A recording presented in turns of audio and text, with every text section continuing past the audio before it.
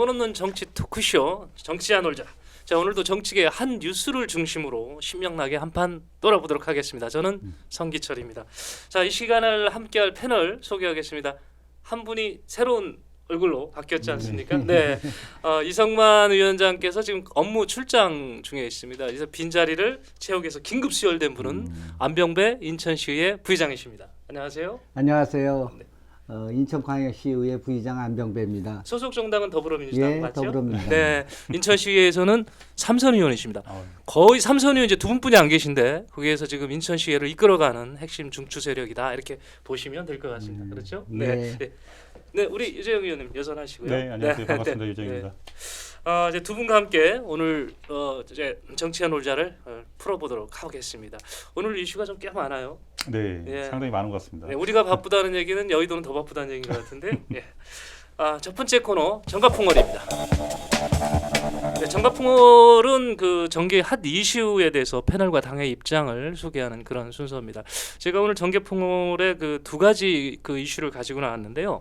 그 얼마 전에 그 한국과 미국이 한국군의 그 전시 작전 통제권을 행사할 능력을 갖췄는지 이렇게 한번 처음 검증 평가해 보는 그런 계기를 마련하기 위해서 한국군 대장 중심으로 연합 연습을 해보겠다 이런 그 발표가 있었습니다.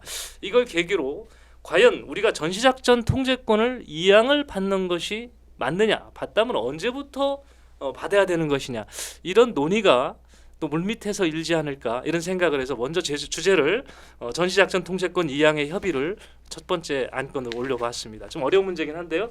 이 부분은 우리 유재영 전 의원께서 먼저 풀어보시죠. 제가 먼저 얘기할까요? 네.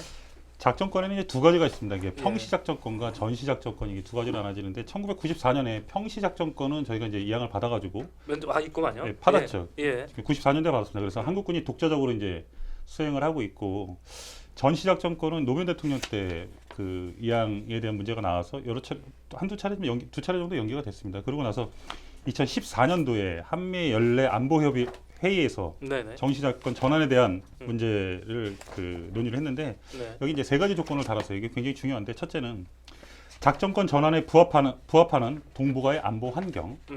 두 번째는 지금 아까 전에 말씀하신 연합작전권을 주도할 수 있는 한국군의 능력. 네. 그 다음에 세 번째는 북한의 핵과 한국군의 미사일 대응 능력 등을 네. 평가해서 작전권 환수를 그 협의한다. 네. 이렇게 돼 있습니다. 이 세 가지 조건이 충족됐을 때 작전권을 예. 이양한다 이렇게 돼 있는데 이 중 두 번째 연합작전을 주도할 수 있는 한국군의 능력을 평가하기 위해서 이번에 한국군 대장을 주축을 하는 미래연합 사령관 네. 창설이 됐고 여기에 또 50여 명의 검증단이 이제 구성이 된 걸로 알고 있습니다. 예. 저는 전시작전 통제권의 전환이 이 세 가지 조건이 부합한다면 저는 이양이 받는 게 맞다고 생각합니다. 다만 그 예. 한미 그 연합 훈련인 예. 그 키리졸브 연습하고 독수리 예. 훈련, 그다음에 을지 프리덤 가디언 훈련이 지금 현재 지금 폐지가 돼 있는데 예. 작전권 환수와는 별개로 이 훈련은 계속된다고 보는데 그 이유는 현재 한미 영합 방위 체제를 정치권에서는요 종속적인 관계로 보고 있어요. 네. 근데 정치적 시각과 인유적 시각으로 한미연합 방위 체제를 정확하게 이해하지 못하는 부분에서 나오는 오해일 수 있다. 설명드리면 어떻게 말씀드리고 싶냐면 실제 미국에서는요 예. 우리나라가 굉장한 세계 강군으로 인정을 하고 있습니다. 네. 일단 일본의 예를 들어볼게요. 일본은 미국과 연합 방위 체계가 없습니다. 네. 그 이유는 그 연합 방위 체제를 구축할 수 있는 자체적인 능력이 뒷받침되지 못해서 지금 병렬형 지금 그 방위 체제를 구축하고 있단 말이죠. 예. 세계에서 미국과 1대1로 연합 그 사령부를 작전을 수행할 수 있는 나라는 한국, 네. 영국, 예. 독일뿐이 이 세 나라밖에 없습니다. 음. 작전권 전환은 한미연합 지휘체제의 조종에 대한 문제이지 네. 이게 종속에 대한 문제는 아닌데 정치권에서 너무 이슈화 시키고 있고 또 우리나라 정치권이 너무 좀 멀리 가고 있지 않나 이렇게 말씀드리고 싶고요. 미군들은 작전권 전환을 군사적 문제로 이제 보고 있는 반면 우리나라는 이 정치적 이념적 문제를 보고 있고 국방의 작전 능력은 방위력 네. 이거는 군 내부에서 결정해야 되는데도 불구하고 우리나라는 국회와 청와대에서 결정하는 이런 결정에 따라서 국방이 움직이니 국방이 똑바로 설 수 있겠냐 이런 의문을 갖고 있습니다. 그럼 지금 이양 받는 시점에 대해서는 그 세 가지 전제 조건이 해소가 안 돼서 아직은 아니라고 보시는 건가요? 자, 북한의 핵 문제와 예. 그 다음에 우리가 그 북한의 미사일 방위 체계를 구축을 했냐, 또 예. 동북아의 환경이 됐냐, 이렇게 세 가지 조건이 있는데 그 세 가지 조건을 충족해야 되는데 이번에 하는 건 이 두 예. 번째 연합작전을 주도할 수 있는 한국군의 능력을 평가하는 첫 시험 단추를 열었다라고 볼 수 있는데 제일 중요한 건 뭐냐면 작전권을 이양을 받아가지고 그거를 우리가 주도적으로 할 수 있냐, 자주권에 대한 문제는 아니라고 보는 거예요. 예, 뭐냐면 예. 군사적 능력을 과시할 수 있는 네. 우리가 좋은 일인데도 불구하고 이거를 꼭 그 작전권을 인수받는 게 그 독자적으로 군사행동을 할 수 있다 이런 의미는 아니라는 거죠. 예, 예. 요거에 대해서 우리 지금 그 더불어민주당 입장일 수도 있고요, 우리 부의장님 입장일 수도 있는데 지금 바로 2006년도에 그 노무현 전 대통령께서 작전권 한수를 받기 위해서 부단히 노력을 했단 말이죠. 예. 근데 날짜도 확정졌다가 연기가 됐는데 지금 입장에서 보면 받아와야 하는 게 맞습니까? 아니면 시간을 기다려야 되는 건가요? 전작권은 받아와야 된다고 생각을 합니다. 대다수의 국민들이 이 문제에 대해서는 군사 주권이라고 생각하시는 분들이 많아요. 조금 전에 이 의원님께서 말씀하신 여러 가지 상황들에 대해서는 국민들은 잘 모릅니다. 하여튼 이거는 우리나라 군사 주권 문제라고 생각을 하기 때문에 네. 가져와야 된다 하는 생각이 많이 있습니다. 그런데 지금 클린턴 대통령에 이어서 뭐 쭉 그 군사작전권에 대해서 논의를 해왔지만 한미 문제에도 결부가 되고 있고요. 특히 요즘 싱가포르 회담에서 여러 가지 북미 회담이 있었지 않습니까? 네. 그런 거 이행을 하기 위해서 여러 가지 조건들이 있어요. 우선은 핵 문제가 해결을 해야 합니다. 네. 북한에서는 하루빨리 핵 포기에 대해서 결정을 내려야 되고요. 예. 그거에 대해서 한국과 미국은 부단히 노력을 하는 데서 네. 작전권 지향도 있어야 된다. 이런 생각을 해봅니다. 왜냐하면 아직은 남과 북이 네. 지금 전쟁 상태는 아니지만 남북으로 갈라져서 대치하고 있는 상황. 네. 이런 상황에서 대한민국 혼자서 음. 우리 국방을 지킬 수 있느냐. 이건 국민의 안전 문제거든요. 생명의 네. 문제고. 예. 그래서 그런 조건들이 전부 다 이렇게 무르익었을 때 예, 예. 전작권은 우리 군사 주권으로 되돌아와야 된다. 이런 예. 생각을 해봅니다. 아니 예. 부위원장님 그 말씀하신 거에 한마디 더 붙이면 예. 옳은 예. 말씀하셨는데요. 세계적으로 군사적 우위에 서기 위해서는요 전시작전권을 가져오더라도 네. 한미가 연합해서 훈련한 훈련만큼은 지속해서 세계적인 강군으로서 네. 서야 된다. 결국엔 작전권을 환수하냐 안 하냐의 문제는 네. 다른 시각에서 볼 수 있는 게 맞다. 다만 예. 이게 정치권에서 이걸 가지고 논의하는 것 자체가 예. 사실은 좀 이건 국방의 문제예요. 예, 그럼 예. 국방부에서 움직이는 게 맞고 거기서 얘기가 나와야 되는데 예. 우리는 보면 대부분 다 정치권에서 먼저 얘기가 나온단 말이죠. 예, 예. 그러니까 이런 문제들은 좀 조심스럽게 움직여야 네. 되지 않나. 첫 출발이 지금까지 거의 충돌이었는데 오늘은 어떻게 아니요. 상당 부분 이렇게 공통점을 갖고 출발한다는 거에 대해서 오늘 놀이터 별 재미없을 것 같다는 생각도 들긴 해요. 주제를 그렇게 주셨어요. 네, 전시작전 통제권 굉장히 예민하고 신중하게 결정해야 될 상황인 건 맞습니다. 근데 두 패널께서 역시 이제 국가의 어떤 안위를 먼저 생각하는 걸로 이 문제를 풀어야 된다 이렇게 의견을 내렸다는 걸로 예, 예. 하고 두 번째 질문 가겠습니다. 네.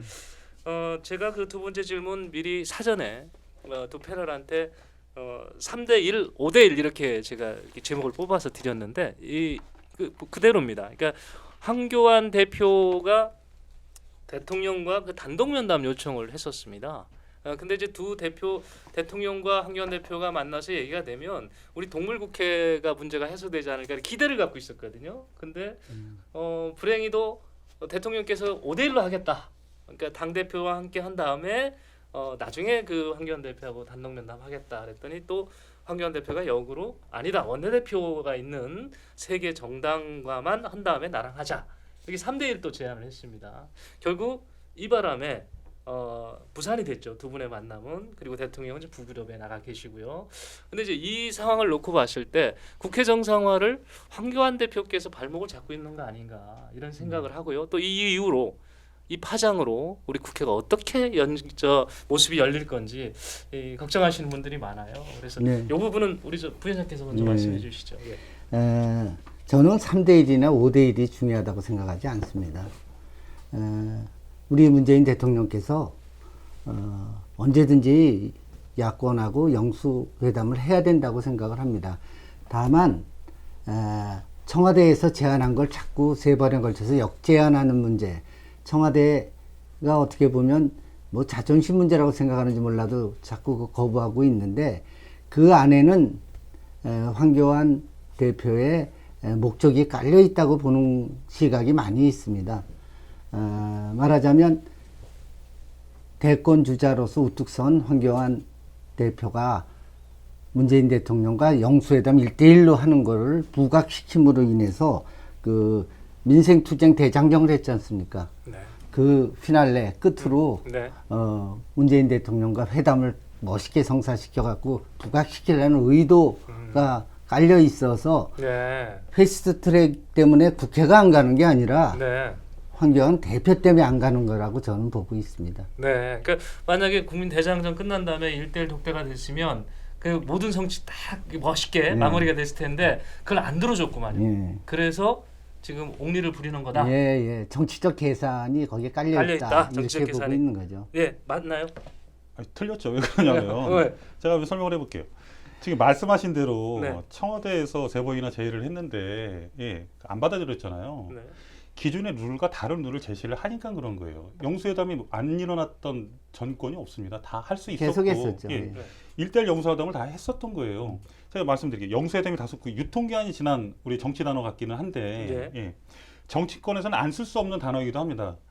그 1915년도 더불어민주당의 전신이자 새정치민주연합 제1야당 대표로 선출된 우리 문재인 대표께서 예. 연설에서 이렇게 말했어요. 경고한다. 네. 민주주의와 서민경제를 계속 파탄낸다면 저는 박근혜 정부와 전면전을 할 것이다. 이렇게 하고 나서 당대표 취임 후에 3주 후에 언론하고 만나가지고 예. 영수회담 합시다. 예. 그 이유는 경제가 어렵습니다. 그러니 머리를 맞대면 논의가 가능합니다. 그러니까 한 달 좀 더 있다가 결국에는 이제 받아들였죠, 청와대에서. 그래서 한 달 열흘 만에 이게 2015년입니다. 예, 2015년도에 영수회담이 일어났단 말이에요. 예. 근데 여러분들 잘 아시고 지금 경제가 지옥이잖아요. 경제를 좀 살리자고 대통령이 살리자고 대통령한테 말씀을 드린 거죠. 그래서 영수회담을 열자. 뭐 패스트트랙도 여러 가지 있지만 네. 사실 황교안 대표님도 사실 문제는 있어요. 제가 이거 나중에 저 공천하고 문제가 될 수도 있는데 예. 대통령을 만나는데 이유가 있어야 될 거 아니야. 어. 뭐 때문에 난 만나야 된다. 예. 근데 뭐 때문에 만나야 된다가 없어요. 그냥 보자는 거예요? 그러니까 제가 이게 뭐냐면 국민의 그 공감대를 좀 높이려고 하면 예. 난 이것 때문에 꼭 봐야 되겠다라고 얘기가 나와야 되는데 그게 없는 게 좀 다소 아쉬운 점이 있고 예. 하여간 근데 또 문재인 대통령도 청와대도 문제가 있는 거예요. 뭐냐면 형식의 그 틀을 두고 있는 거예요. 아니 미국 같은 나라는요. 대통령이 야당 대표 들어와 해가지고 만나고 야당 대표 대통령 만납시다. 네. 언제든지 만나요. 자기네들끼리 만나가지고 계속 얘기도 하고 심지어는 기자하고 언론 그 대화하다가도 막 그 자리에서 싸우기도 하고 마이크 뺏기도 하고 막 이래요 서로. 예. 그렇게 자유스럽게 만날 수 있는 걸 어떤 형식이라는 틀에 꼭 맞추지 않으면 안 된다. 자꾸 제안하잖아요. 만날 수 있게끔 해달라는 거예요. 저희는. 예. 그럼 만나면 되는 거예요. 그리고 또 하나 말씀드릴게요.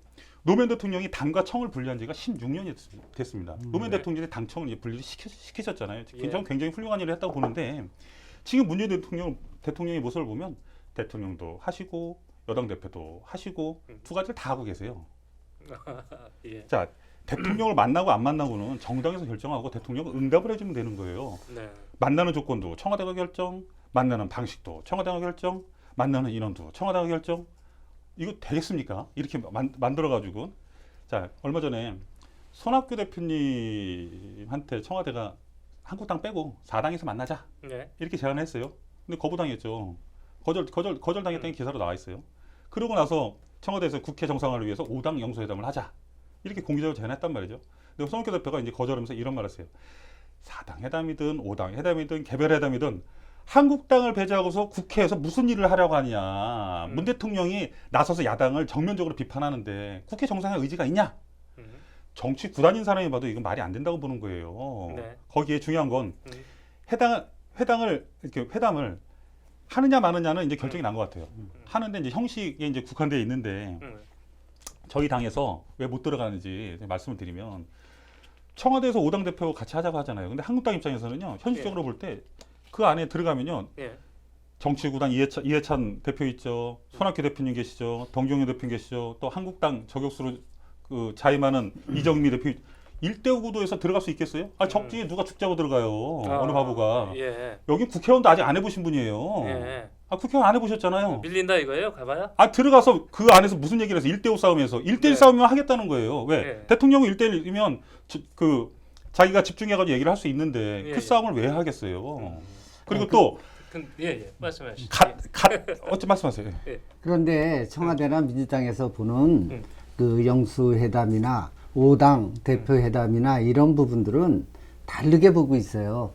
그 5당 회담 하자고 제의했던 거는 5당 대표들과 북한 식량 지원 문제를 논의하자고 주제를 내놨었죠. 이거는 국회가 물론 빨리 열어가지고 민생 문제를 해결하자 하는 문제하고 또 다른 문제입니다. 예. 그리고 아까 청와대하고 의회하고서 이게 분간이 안 된다고 하셨는데 국회가 문을 열고 닫고 패스트트랙 문제니 뭐 이런 문제들하고 하고는 청와대는 별건 겁니다. 국회에서는 국회의원 문제는 국회에서 당대표들이 모여서 논의해야죠. 그 문제하고 똑같이 자꾸 결부시키니까 이게 분리가 안 되는 겁니다. 국회와 청와대를 같이 자꾸 보는 시각으로 보는 거예요. 그리고 5당 대표들하고 같이 모여서 하는 건 조금 아까 말씀드렸듯이 황교안 대표로서는 별로 이익이 될 게 없거든요. 그러니까 자꾸 분리해서 영수회담 먼저 해놓은 거자고 먼저 네. 주장을 했었고, 그래서 우위를 좀 선점하자는 그런 셈법이 있었던 거라고 보고 있어요. 아니 그러니까 그 셈법을 청와대가 먼저 부리고 있으니까 하는 얘기를 하는 거예요. 왜 그러냐면 만나는 형식과 관계없이 영수회담 하면 여러 주문 내는 거예요. 그 편하게 그럼 만나가지고 패스트트랙 얘기를 하든 정치 얘기를 하든 아니면 경제 얘기를 하든 자연스럽게 열어줘야 되는. 아니 북한 김정은 만날 때는 어떻게 해요? 아니 언제 어디든 만나자고 하잖아요. 그래서 만나잖아요. 근데 제1야당의 당대표가 만나자는데 왜 안 열어줘요? 그리고 왜 그 바른미래당한테 얘기해서 4당만 만나자고 그 구린내난 짓을 해요. 그러니까 안 하겠다는 거예요. 그런 식으로 하면 건들지 말라는 얘기예요. 그렇게 할 거면 넓은 사람이 끌어안아줘야죠.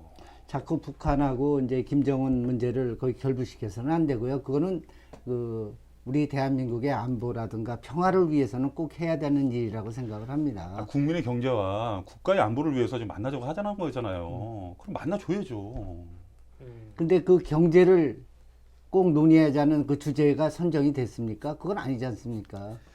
들어가시면 얘기하겠죠. 근데 예. 내 집안 다툼도 못하면서 밖에 거 하자고 하면 이게 되겠냐고요.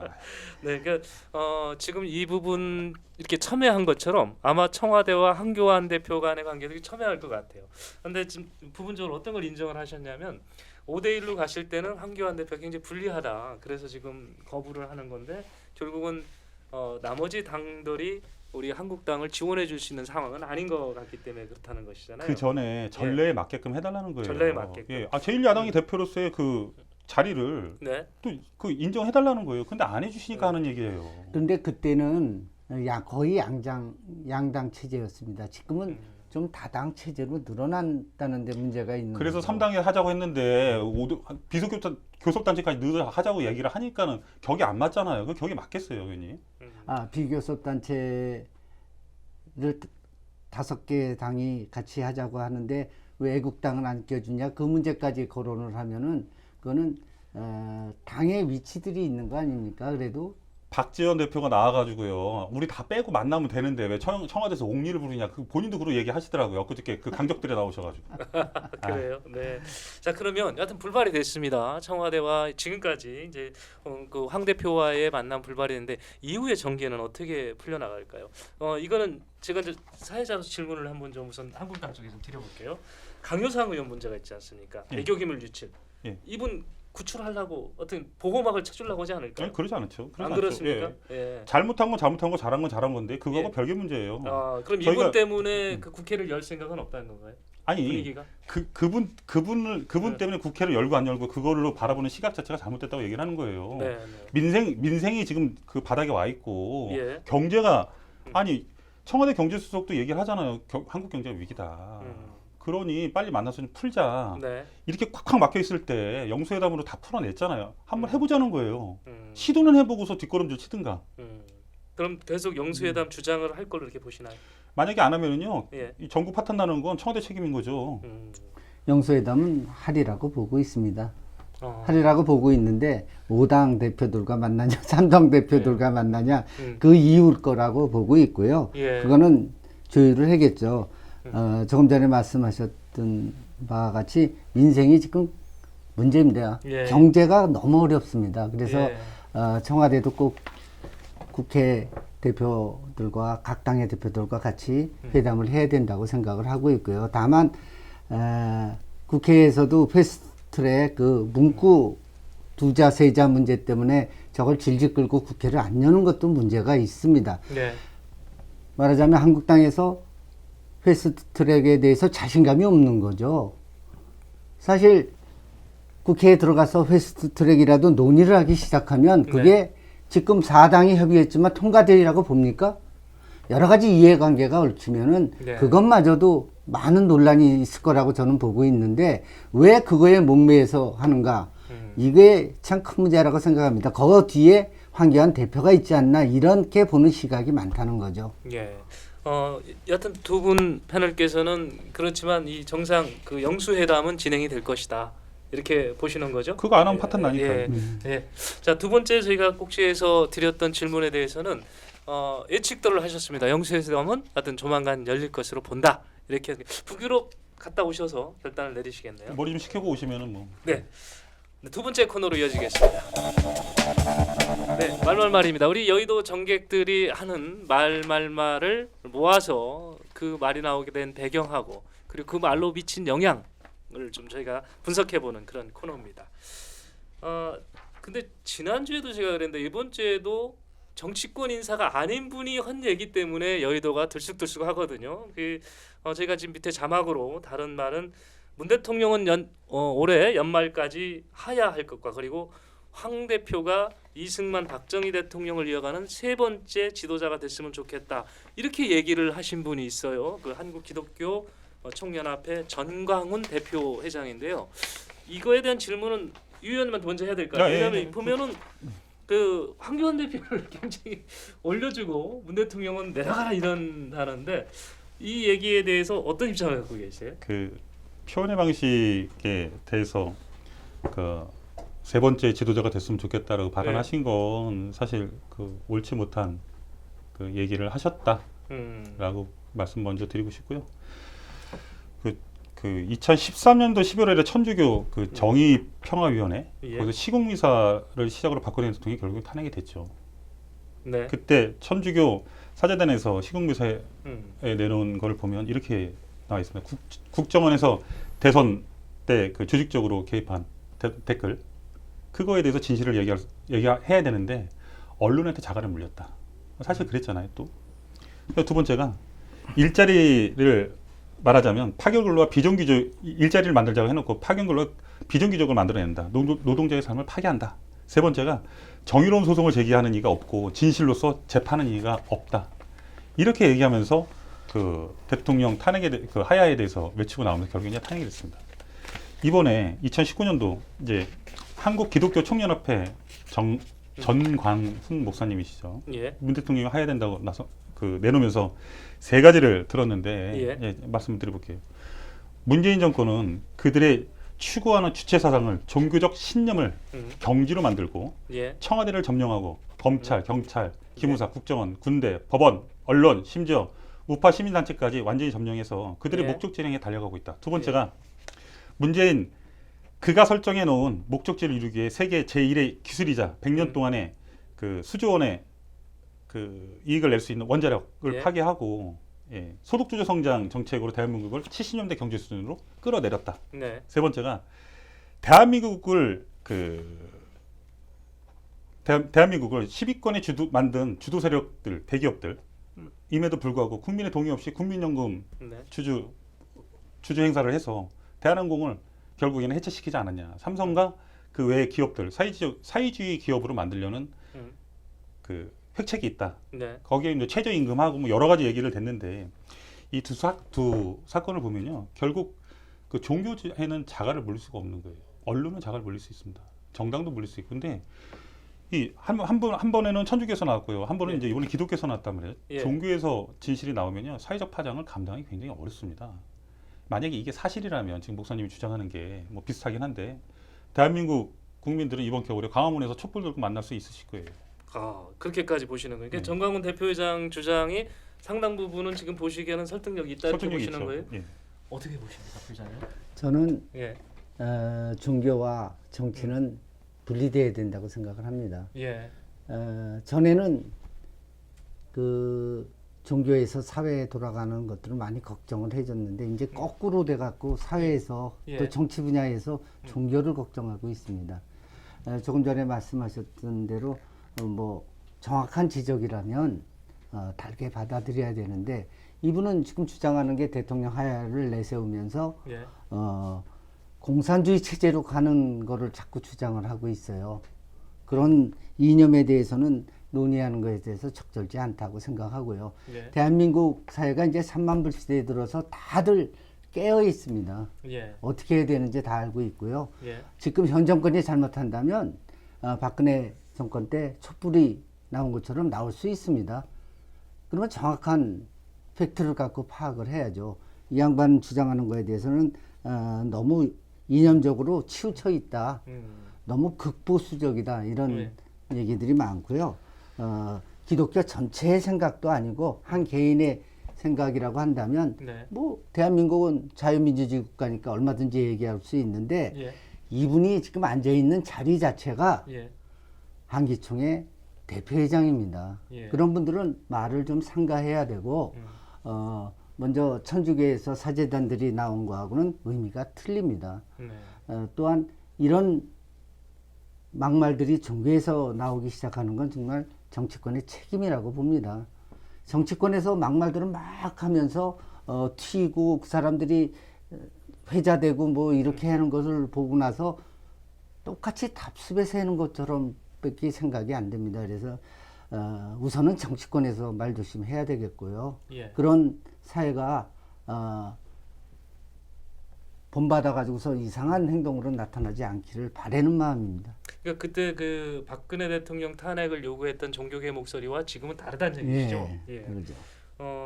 지금 그 우리 그 한기총이라는 그 단체를 놓고 대표성이 있다 없다 이런 또 논란도 있습니다. 어떻게 대표성이 있죠. 있습니까? 예. 예. 대표성이 있습니다. 대표성이 예. 있죠. 그게 없다고 그러면 사회자님 그 말씀 잘못하시는 거예요. 그래요? 예. 대표성이 있는 단체고 예. 종교와 우리 부위원장이 말씀하신 것처럼 종교와 정치가 분리된다고 저도 맞습니다. 예. 이해합니다. 근데 오죽하면 종교가 먼저 들고 일어나요. 처음엔 종교에서 주장을 해요. 예. 우리 천주교 때도 주장을 했습니다. 전 사실 믿지 않았어요. 근데 결국엔 결과가 나왔잖아요. 그러면서 그 탄핵이라는 네. 쪽으로 몰려가고 요번에도 주장을 한 거예요. 근데 결과가 만약에 나온다 그러면 결과는 똑같을 것이다. 그거를 반복하는. 그러니까 국가가 어려울 때 종교가 나타나. 예전에도 우리 불교들이 일어나서 전쟁을 치르고 했잖아요. 그것처럼 진짜 국가가 어려울 때 종교가 일어났는데 이번에 기독교가 일어났다. 이런 관점에서는 정부도 이 목소리를 좀 듣고 사실이 아니라는 걸 믿고 싶어요. 문재인 정부가 성공해야 대한민국 국민이 성공한다는 거에 대해서 저도 한 가슴을 갖고 있습니다. 다만 이런 얘기가 나올 때 한번 짚어보자는 거예요. 박근혜 대통령도 천주교에서 2010년도에 이 얘기 나왔을 때 짚어보고 잘못하고 시인하고 했으면 이런 사단은 안 일어났죠. 짚어보시길 바랍니다. 당부 부탁드리겠습니다. 네. 이 부분에서 부회장님 더 하실 말씀 있으시면 예. 하여튼 그런 종교의 지도자가 야당의 대표를 앉혀놓고 사진 찍어가면서 그분을 위한 얘기를 하면서 이런 막말들을 한다는 거에 대해서는 정말 답답합니다, 속으로요. 그리고 민주당에서도 이분이 하는 그런 말의 빌미를 제공했다고 보는 중에 하나는 요새 양종철 사건도 좀 있습니다. 너무 이렇게 튀게 행보를 하는 부분, 정치적인 행보를 하는 거 이런 부분들은 민주연구원 원장으로서는 좀 적절치 않다고 보는 시각들이 많이 있습니다. 그래서 네. 그런 것들이 다 작용을 해서 이런 막말들이 나오지 않나 이렇게 저는 보고 있습니다. 부의장께서는 이제 민주당 내에 잘못된 부분을 이렇게 지적을 하셔가면서 이렇게 설득을 하시고 논리를 펴시는데요. 아니 때부터 연기 안 나잖아요. 그러니까 짚어보자는 거예요. 예, 군불 짚어보자. 짚을 때 큰 불 나는 거 좀 막자는 거죠. 그 전강훈 대표회장의 발언이 이 사실 유무를 떠나서 한번 짚어보자 이번 기회에. 그렇죠. 예, 알겠습니다. 두 번째 말로 가겠습니다. 또 새로운 인물은 아니죠. 우리 그 사실 일제 시대 때 독립운동가 중에 한 분으로 들어가 있는 분, 대표적인 분 중에 한 분인데요. 약산 김원본 선생, 얼마 전에 영화 밀정을 통해서 너무 잘 알려졌고, 이분에 대한 우리 잊혀져가는 김원봉 씨에 대한 걸 환기시킨 분이 이제 문재인 대통령이었죠. 현충일 날 약산 김원봉에 대한 평가를 하셨는데, 국군 창설의 뿌리가 됐고 또 한미 동맹이 토대가 됐다, 이렇게 말씀을 하셨습니다. 네, 이 말씀 이후에 보수와 진영이 아주 시끄럽습니다. 이걸 어떻게 이해를 해야 될까요? 이 부분은 제가 먼저 하겠습니까? 네. 6월이 호국의 보훈의 달인데, 예. 호국 보훈의 달인데 참 그 두 가지 사건 때문에 상당히 그 국가가 두동강이 나는 이런 사태가 이루어졌다고 보는데요. 먼저 천안함 폭침과 연평해전에서 자식이 죽어서 가슴을 묻었는데 위로한다고 이제 불렀잖아요, 청와대로. 네. 아니, 자식 죽인 놈과 손잡고 찍은 사진을 펼쳐놓고서 밥 먹으라고 하니까 유족들이 그거 먹고 다 그 병원에 실려가는 거예요. 네. 이거 아니, 그럼 거꾸로 제가 말씀드릴게요. 5.18 민주화 운동 그 유족들을 다 보셨어요. 거기서 전두환 대통령 사진 올려놓고 밥 먹자고 한 거 뭐가 달라요? 이게 뭐 하는 짓이에요? 네. 또 6.25 전쟁 때 우리가 250만 명이 사망을 했고, 그 공덕으로 북한에서 노력훈장까지 받으신 분이잖아요. 전쟁 주범이잖아요. 우리 김원봉 씨. 네. 이 사람을, 전쟁 주범을 우리가 흔한 말로 사회자님 뭐라고 불러요? 전쟁 주범이요. 예, 우리 남한에서는 북한의 전쟁 주범들을 뭐라고 불러요? 이렇게 부르죠. 제가 표현하기 힘드신 것 같은데. 예. 공산당, 예. 빨갱이. 네. 저는 도덕 시간에 그렇게 배웠어요. 예. 그거를 지금 말을 못하는 것 자체가, 우리 사회자님이니까 그렇게 못하실 수 있는데, 예. 공산당 빨갱이라 불러요. 현충일 춘연사에서 이전에 독립투사였기에 공산당 빨갱이를 영웅이라고 주장하면 주장하는 사람이 빨갱이일까요, 아닐까요? 자, 이렇게 질문할 수 있는 거예요. 결국 김일성과 그 일당들을 영웅화하려는 좌파들의 그 역사 왜곡이 네. 서막을 올렸다. 제가 이렇게 평가를 하고 싶고, 네. 자, 죽어서도 용서받지 못한 사람이 누구예요? 김일성이잖아요. 네. 이 사람도 독립운동했어요. 독립운동했습니다. 근데 추념사에서 김원봉이라고 했지만 진짜 이 가슴속에서는 뭐라고 얘기하고 싶으면 김일성이라고 얘기하고 싶었을 거예요. 그랬을까요? 그러면 그러면 김정은이가 어떻게 독립유공자가 되는 거예요. 네. 유공자 가족이 되는 거죠. 예. 돌려 이야기하면 김일성을 국군 창설의 뿌리라고 말하는 거 뭐가 다릅니까? 또 예. 일자 치하 덕분에 우리나라가 예. 발전했다. 그 경제 발전에 뿌리가 됐다고 말한 거 뭐가 달라요? 예, 지금 이제 유재용 전 의원의 개인 의견임을 참작하시고 개인 들어주시기 바랍니다. 의견이 괜찮습니다. 제 의견이니까 제가 얘기할 수 있는 거죠. 예. 자, 국민의 한 사람으로서 대통령이 이런 발언을 하는 것 자체가 예. 문제가 있고. 문 대통령 발언은 그렇게 집어서지는 않았잖아요. 그 뭐라고 했어요? 문 대통령이 예. 광복군에는 예. 한국 청년 전직 공작대에 이어 약산 김원봉 선생이 이끌던 조선의용대가 편입되어 마침내 민족의 독립운동 역할을 집결했다. 이런 얘기가 들어가요. 그 다음은요. 예. 그 다음에는 국군 창설 그거하고는 딱 맞는 얘기가 아니고요. 그거는 아예 붙여서 생각하니까 그런 거고요. 네. 이분이 6.25 때 그 북한 정권 수립에 기여하고 한 부분에 대해서는 뭐 자료 찾아보니까 인정을 합니다. 예. 다만 이분이 우리가 일제 치하 시절에 그 어려웠을 때 독립운동을 한 거는 인정을 하십니까? 제가 인정합니다. 예. 예.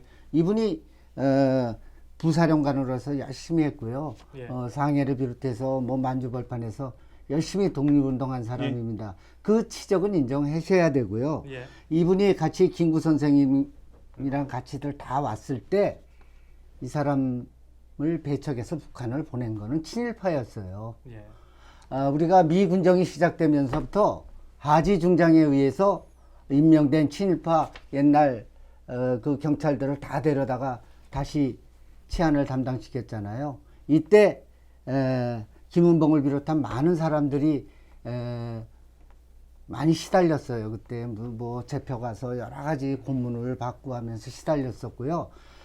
김구 선생님도 통탄을 맞아 돌아가셨잖아요. 이런 일들을 보면서 이 양반이 여기서는 쓸 자리가 없다고, 그러나 우리 남과 북은 통일돼야 된다는 신념하에 북한에 갔을 때 안 내려왔어요. 거기까지를 보면 아주 굉장히 훌륭한 분이죠. 네. 그 이후에 뭐 6.25 전쟁 부분은 어떻게 된 건지 뭐 제가 나지도 않았을 때고 거기에 대한 자세한 내역은 없습니다만, 우리가 지금 친일파가 아직도 득세하고 있는 이런 상황에서는 우리 진정한 애국자들, 독립에 기여한 분들을 다 내쫓아서 몰았다고 생각을 하고 있는 사람들이 많이 있다는 걸 아셔야 됩니다. 그래서 지금 문재인 대통령도 이 사람한테 서운을 주겠다는 얘기가 아니잖아요. 네. 대한민국 현 체제로서는 서운을 줄 수가 없어요.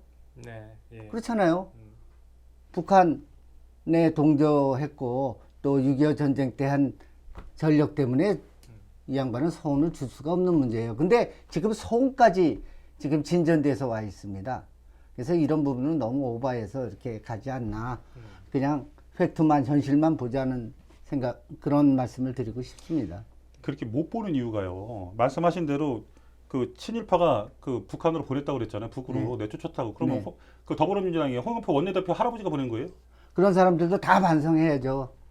자, 이게 8.15 광복절 날 말씀하신 거라면 국민들이 좀 이해할 수 있습니다. 왜? 그때 당시에 독립운동을 안 한 대한민국 국민이 누가 있어요? 일제치하에서 부들부들 떨면서 친일 행동을 했지만 그 사람들 가슴속에는 독립을 외쳤을 거예요. 대한민국 온 국민이 다 그걸 했습니다. 그러고 나서 국가가 반절로 나눠졌고 그러면서 사상이 이끌어 놨잖아요. 예. 한 부분을 볼 수가 없다. 생선 토막처럼 한 부분을 볼 수가 없다는 거예요. 전체를 봐서 얘기를 해야지. 그리고 현충일 날이잖아요. 현충일 날 어떻게 그렇게 말씀하실 수가 있어요? 왜 대못을 박아요? 이게 8.15 광복절 날 광복절 추념사에서 만약에 이렇게 말씀하셨다 그러면 국민들이 독립운동을 했던 사람들이 남과 우리 지금 북에 계신 분들과 남한에 있는 분들이 다 똑같이 이렇게 이해했을 거예요. 근데 하필이면 왜 현충일 날 오셔가지고 그 앞에 그 6.25 전쟁 때 돌아가신 분이 250만이에요. 그 사람들 영원히 묻혀 있습니다. 그 사람들이 자기를 죽인 어떻게 생각하겠어요? 또 일각에서는 독립유공자하고 월북 문제 때문에 문제가 있는 손혜원 의원이 이 연설문을 작성한 거 아니냐는 이런 얘기도 나올 정도예요. 인터넷 페이스북에 보세요. 떠들어 있지. 실제로 김정숙 여사하고 거기 동창이고 또 국회의원도 김정숙 여사가 권했잖아요. 그럼에도 여러 가지 논란이 있는데도 지금 당당하게 서 있잖아요. 권력을 과시하면서. 자, 다른 시각에서 이 문제를 좀 말씀을 드릴게요. 어쨌든 여당이시니까 이런 논란의 글을 작성한 참모들, 주변 인물들이 문제인 거예요. 예? 특히 경제 관련해서 대통령님이 발언하신 내용을 보면 야, 진짜 저분이 진짜 알고 얘기하는 건가? 진짜 모르시고 얘기하는 건가? 전 이런 의구심이 들 때가 굉장히 많았습니다. 또 일각에서는 이런 얘기합니다. 박근혜 대통령 옆에는 최순실이라는 사람이 한 명 있었는데 문재인 대통령 옆에는 최순실 같은 사람이 10명이 있대요. 이러니 국민들 앞에서 이렇게 논란이 되는 말씀을 하신 거 아니냐. 하여튼 그 부분에 대해서는 너무 진영 논리로 이렇게 깊숙이 들어가자면 여러 가지 이제 말이 많이 나오고요.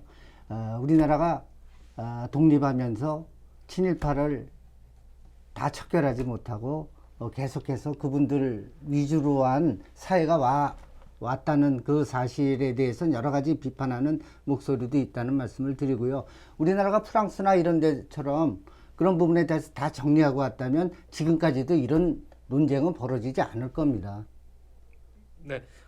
이 부분은 더 충돌하실 것 같아서 제가 여기서 매듭을 마지막 발언할게요. 네, 하시겠습니까? 국민 통합을 외치잖아요. 대통령도 취임사에서 나를 지지하는 국민과 나를 지지하는 국민 모두 다가 우리 국민이다. 근데 왜 국민을 자꾸 갈려놓으려고 하는지 그 부분에 대해서는 대통령이세요. 5천만 대한민국 국민에. 근데 왜 진영 논리로 자꾸 가시려고 하는지 그 부분이 답답한 거예요. 서 계시란 말이에요. 대통령으로서. 당당하게. 저는 거꾸로 생각을 하는 게요. 그 진영 논리로 국민들을 분리를 시키는 것은 한땅이라고 생각을 합니다. 왜냐하면 지금 문재인 대통령을 비롯한 더불어민주당 그 여권에 대항해서 세력을 모으자면은 진영 논리로 편을 갈릴 수밖에 없다고 생각을 하고요. 그런 의미에서 보면은 생활정치하는 저로서는 시민들하고 같이 대화를 하거나 이럴 때 보면 참 답답하기 그지 없습니다. 정치라는 것은 시민들을 편하게 해줘야 되는 거 아닙니까? 시민들 먹고 살기 편하고 생활하기 편하고 모든 교통이라든가 복지 부분에 대해서 편하고자 하는 건데 자꾸 시끄러운 목소리들만 들려오는 부분에 대해서는 정치 부분에서는 참 반성할 것이 많다. 이런 말씀을 드리고 싶습니다. 네. 그러니까 대통령도 공무원이니까 그 공직에 있어서 중심에 서 계시라는 말씀을 드리고 싶은 거예요. 네. 다음 꼭지로 넘어가겠습니다. 얼마 전에 이제 강원도 산불이 났을 때 그 나경원 원내대표가 후속 조치대책 회의를 한국당에서 열었습니다. 근데 이때 그 해당 부처와 기관이 불참 의사를 밝히면서 나경원 대표께서는 이제 야당도 국정 파트너인데 서운하다는 것을 이제 발표하셨죠. 최근에 이제 이해찬 민주당 대표가 지금 8개 부처와 릴레이 오찬을 하고 있는데 당연히 출석률이 좋습니다. 이렇게 이제 양비론적인 상황을 놓고선 또 여야가 지금 대립을 하고 있습니다. 이 부분은 지금 한국당 입장에서는 잘못된 거라고 얘기를 하고 있는데 이해찬 당대표는 한마디 말을 했습니다. 여기 아주 쫙 일가를 했는데 한국당도 여당을 해봤다. 그리고 여당과 정부 간 당정 협의는 상식적인 선에서 하고 있다. 전혀 문제 없을 거다. 뭐 문제가 없다 이렇게 얘기를 하고 있거든요. 실제로 문제는 없는 거죠? 어떻습니까? 그동안 여당과 당정 협의는요 지속적으로 해왔고요. 예. 그거는 한국당도 마찬가지였을 거예요. 네. 다만 이제 지금 국회가 수톱돼 있는 상태에서 예. 여러 가지 강원 산불 대책도 논의해야 되고 민생도 논의해야 되고 하는데 야당에서 부른다고 안 간 부분에 대해서는 좀 생각을 좀 해봐야 되지 않나 생각을 합니다. 그러면서도 그 정부에서는 지금 국회가 추경이라든가 이런 부분 해결을 안 해주는 데 대한 볼멘 목소리가 아닌가 이런 말씀을 드리고 싶습니다. 네. 일부는 좀 지적을 하셨고 또 그렇지만 하여튼 이제 정상화 안 된 부분의 후유증이라고 보시는 걸 수도 있겠네요. 네. 국회 정상화가 됐으면 이런 일이 없었을 거 아니냐 이런 얘기신 것 같아요. 근데 삼선 의원님이 나오셔가지고 예. 그 바른 말씀을 해주셨는데 공무원이 그러면 안 되죠. 차관들 다 공무원들이잖아요. 육회부처 차관이 한전부사장하고 예. 아니 회의 열어야 되는데 5분 전에 저희 못 가요. 그것도 일괄적으로 다 통보가 온 거예요. 자 이렇게 그 공직에서 움직일 때는요 위에서 누가 그러니까 지시하지 않으면 절대 못합니다. 공무원들은요 생리상 의원님 잘 아시잖아요. 공무원들이 야당이 모여 있는데 시위에서 불렀는데 안 왔어. 가만히 있겠어요, 의원님? 근데 여당에서 다른 당에서 불렀는데 다 가가지고 거기서 점심 먹고 있어. 약이 안 오르겠어요, 의원님? 삼선 하셨으니까 아실 거 아니에요. 자, 제가 무슨 말씀을 드리고 싶냐면 좀 요거하고 좀 다른 문제인데 이렇게 말씀드려요. 국가의 그 인사 시스템이 잘못되어 있어요. 왜 그러냐면 청와대 인사수석이라고 좀 있잖아요. 이 사람들이 중앙부처의 과장부터 쫙 다 임명해요. 인사권을 누가 갖고 있냐면 청와대가 다 갖고 있어. 예전에 안 그랬어요. 예전에는 어디가 갖고 있냐면 내가 장관을 딱 지정하면 그 장관이 나머지 차관부터 쫙 다 임명하는 거예요. 과장까지. 그러니까는 그 차관하고 장관 얘기 듣죠. 엊그저께 안 돌아간다고 그러지 안 돌아갈 수밖에 없는 게 다 청와대만 바라보고 있어요. 다 청와대만. 차관, 과장, 부장 다 국장까지. 왜? 인사를 거기서 하니까. 그러니까 좀 비약된 말씀이고요. 아니 그게 실제 그렇잖아요. 예. 제가 지금 틀린 얘기하는 게 아니에요. 정확하게 그 중앙부처 과장부터 다 청와대 인사수석에서 거기서 다 내리는 거예요. 장관이 권한이 일도 없어요. 장차관은 청와대에서 인사수석이 임명하겠죠. 그렇지만 장차관이 인사에 대한 권한이 있기 때문에 그 밑에 과장, 국장들은 그 눈치를 볼 수밖에 없다는 말씀을 드리고 싶고요. 나경원 대표가 부른다고 청와대에서 지시해서 니들 가지 마라 이렇게 지시는 안 했을 겁니다. 그럼 자기들이 네. 미리 짐작하고 알아서 알아서 했다면 더 문제인 거예요. 알아서 눈치 했다면. 보면서 했겠죠. 이게 이런 걸 지시 내렸다가는 큰일 날 일이죠. 생각을 해보세요. 그 말이 세상에 공표가 안 될 것 같습니까? 세상에 비밀이 어디 있습니까? 이건요 금방 나올 얘기들이에요. 그건 지시 같은 건 아니실 청와대의 거라고 보고 지시인지 있습니다. 여당의 지시인지 공무원들의 자발적 지시인지 이거는 나중에 추후에 조사할게요. 네, 조사해서 네, 정확하게 조사해보시죠. 그 중립적 법안을 위반했다고 하면 정확하게 물어야죠. 이건 완전히 잘못된 거예요. 공직에서. 근데 공무원들을 남들은 영혼 없는 집단이라고 하지만 저는 그렇게 보지는 않습니다. 공무원들은 열심히 일하는 집단입니다. 공무원들이 정책이 세워지면 거기에 매진하는 분들이거든요. 그런데 위에서부터 여러 가지 혼선이 있을 경우에는 눈치 보고 각자의 판단을 안 할 수밖에 없다는 그런 생각이 있습니다. 자, 그러면요, 의원님. 한전 부사장이 안 온 건 이해하겠어. 자, 6개 부처가 다 다른 사람이에요. 6개 부처 차관이 다 한 명도 안 왔어. 이게 말이 돼요? 그렇다고 이걸 해서 어떻게 이해를 해요? 그럼요. 자기들끼리 소통하는 그런 게 있겠죠. 그 대신 그 에이. 아니 위에서 차관들이 그 국회의원 특히 야당 대표가 부르는데 가지 말라 이런 지시를 했다 그러면 이게 비밀로 지켜질 것 자, 같습니까? 어쨌든 청와대든 여당이든 공무원들이 자발적으로 했든 문제가 있는 건 맞잖아요, 의원님. 그죠? 예. 의원님도 네. 의정생활 해보시니까 맞잖아요. 아, 의원이 부르는데 가야지. 왜 안 와요? 야당도 국정 파트너로서 같이 가야 되는 건 맞다고 생각을 합니다. 자, 그러니까 한국당에서 공무원 줄세기를 한다, 뭐 총선용 다 잡기는 하냐, 관건 선거한다 이런 얘기는 안 나올 수가 없는 거예요. 전 나오는 게 당연하다고 생각을 하고 또 이재정 민주당 대변인이 뭐라고 얘기를 하냐면 장관들이 국회에서 저희 만나가지고서 추경 예산 뭐 이런 것들 요구하면서 자리를 했다고 그래요. 이해찬 당대표한테 얘기할 게 아니라 범주수 이해찬 당대표는 국회의 한 축인 여당이 대표예요. 그러면 국회에 그 가로막힌 추경들 현안 문제는 야당을 만나서 풀어야죠. 아, 장관들 만나서 그게 풀려요? 그렇지는 않죠. 아, 그 무슨 얘기했어요? 여당과 당정 간의 그 협의는 자주 이루어져야 대한민국 그 정책이라든가 예산 문제 모든 게 패스트 트랙으로 정말 잘 돌아가는 거 아닙니까? 자, 이렇게 말씀해요. 조짜 가지고 이렇게 만드는 거냐? 이 관례에 이런 일이 없었어요. 자, 관건 선거에 대한 그 논란을 차지하더라도 현업에 바쁜 그 현직 장관님들 얼마나 바쁘세요. 그 여당 대표가 만나준 굉장히 이례적인 일이기도 하고 또 국무총리를 지냈습니다. 이해찬 당대표가 또 7선에 힘 있는 여당이기도 하고. 근데 그런 분이 장관 여러 명 불러 모을 수 있겠죠. 근데 그 힘은 여당만을 위해서 쓰라고 존재하는 힘이 아닌 거예요. 대한민국 국민을 위해서 써야 되는 힘인 거죠. 그래서 자, 이해동 당대표님께 제가 당부 말씀 드릴게요.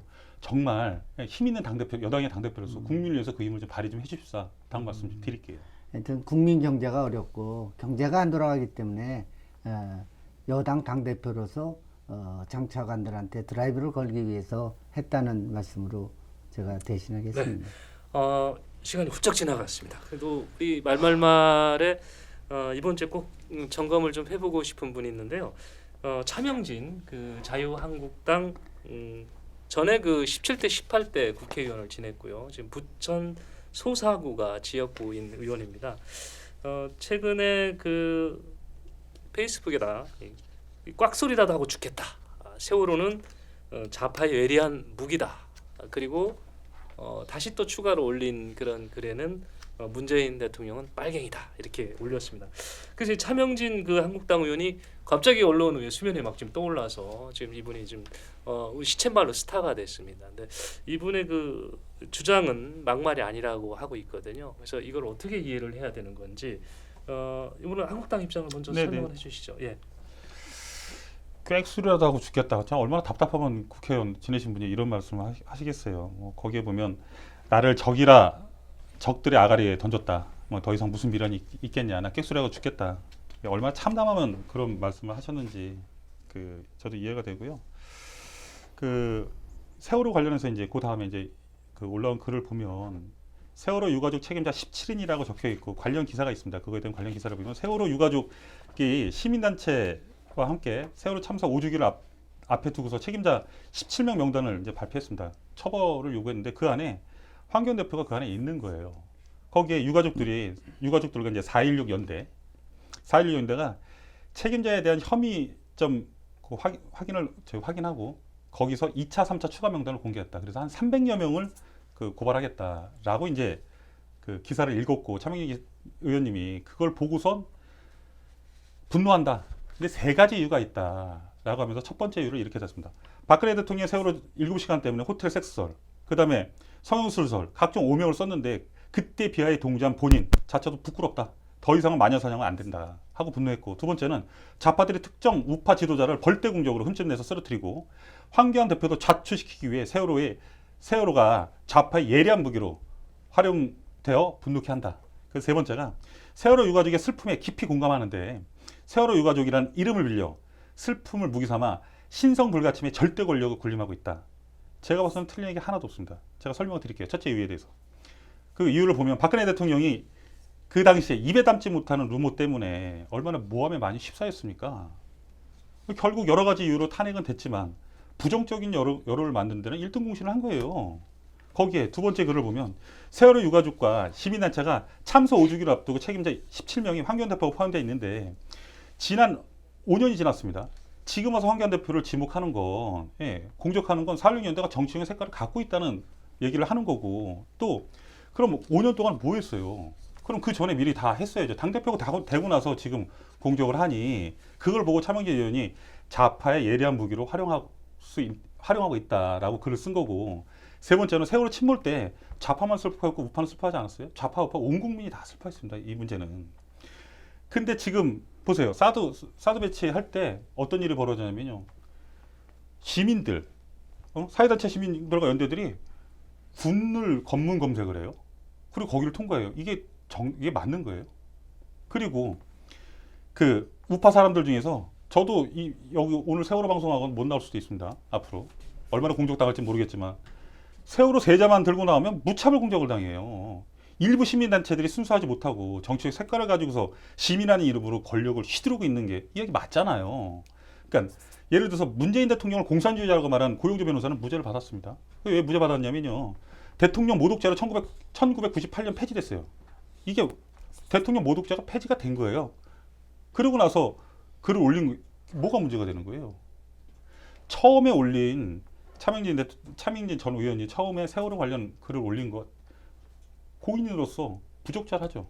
근데 이번에 올린 글은요. 문제될 게 어디가 막말이에요. 좌파가 우파에게 자가를 물리려 해도 제가 아까 전에 우리 일자 문제 나왔지만 일제 치하에서도 저희가 바른 말을 했고 6.25 때도 죽기를 각오하고 할 얘기는 했습니다. 끝까지 하겠죠. 차명진 전 의원의 그 페이스북 주장은 설득력이 있다 하는 것이 당연하죠. 이재용 의원의 얘기입니다. 예. 그러나 예. 세월호에 대한 문제는 예. 국가의 책임이라고 대다수의 국민들이 인정을 했고요. 당연하죠. 예. 또 그걸로 인해서 박근혜 대통령이 국가의 국민적 탄핵을 받은 사안들입니다. 그런데 차명진 의원이 뭐라고 그랬냐면 세월호 유족들 자식들의 죽음에 대해서 세간의 동병상련을 헤쳐먹고 찜쪄먹고 그것도 모자라 뼈까지 발라먹고 징하게 헤쳐먹는다. 맞죠. 이런 식으로 표현을 했어요. 이거는. 그래서 사과했죠. 예. 예, 그리고 사과를 했습니다. 그러고 나서 그 사과가 진정성이 없이 계속해서 그거에 대해서 또 토를 달고 있습니다. 그래서 문제가 되는 거고요. 그리고 이런 일이 있었던 분이 현충일 날 문재인 대통령이 김은봉에 대해서 거론을 하자 또 거기에 반국가적 뭐 해가면서 공산주의 빨갱이 해가면서 또 말씀을 하셨거든요. 이게 상충된다는 거죠. 그러니까 본인 자신을 생각 안 하고 참 남의 흠만 뜯고 막말만 하고 이렇게 되면은요 손해보는 거는 저는 한국당이라고 생각을 합니다. 그래서 좀 정치인들의 언어 순환은 꼭 필요하다 이런 말씀을 드릴게요. 이런 막말을 안 하더라도 얼마든지 자기 표현을 할 수 있는 그런 사회로 가고 있다고 저는 생각을 합니다. 그 의원님 말씀하신 대로 1차 세월호 관련해서는 예, 글에 관련해서는 본인도 잘못했다. 그리고 당헌권 정지도 우리가 시켰고 또 본인도 사과를 해서 끝날 줄 알았는데 결국은 손해배상 청구 소송이 들어온 거예요. 4억 1천만 원에 대해서. 예? 손해배상 청구 소송을 받고 나니 화가 났겠죠.